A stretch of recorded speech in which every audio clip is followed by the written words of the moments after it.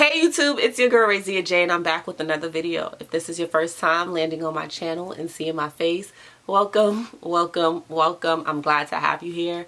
And if you have been rocking with Ray, you know what I say. Thank you so much for your continual support. It means the world to me. I wouldn't be able to do this without you. So guys, a lot of you have been asking me this question, so I figured I would just do a sit down short video and address it. I will address it. I've been getting asked a lot, why did I come into the social work profession if I didn't desire to go clinical?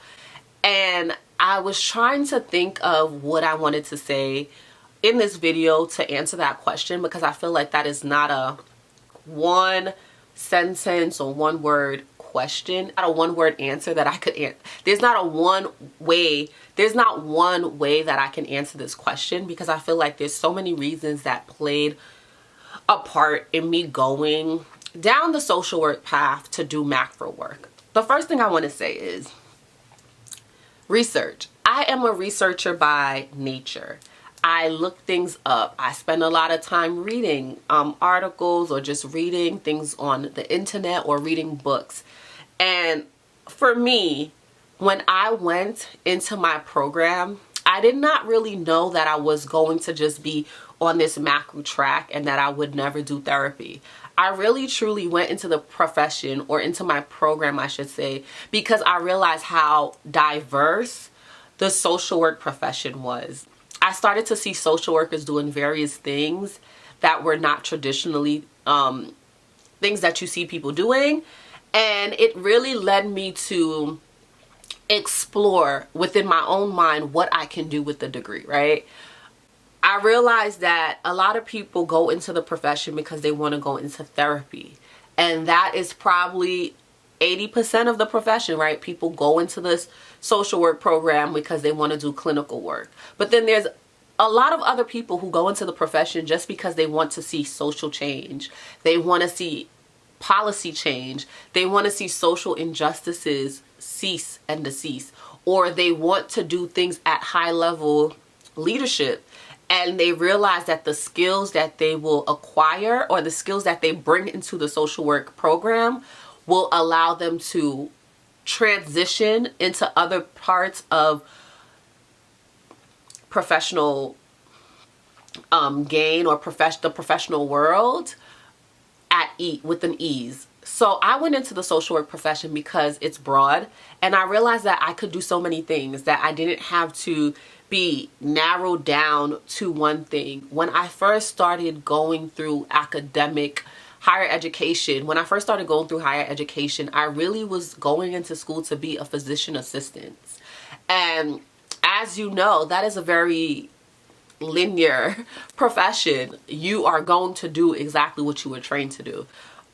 Whereas with social work, as I started to explore, I can be a professor, I can be a therapist, I can be a CEO, I can be a CMO, I could be a program manager, I could be a data analytic person, I could work in tech, I can work in scientific research.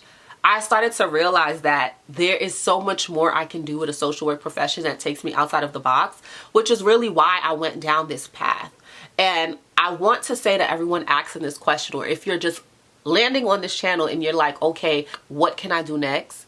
I want to say, think outside of the box. Write down what you would like to do and really hone into the things that you want to do, and trust that you will be able to do it.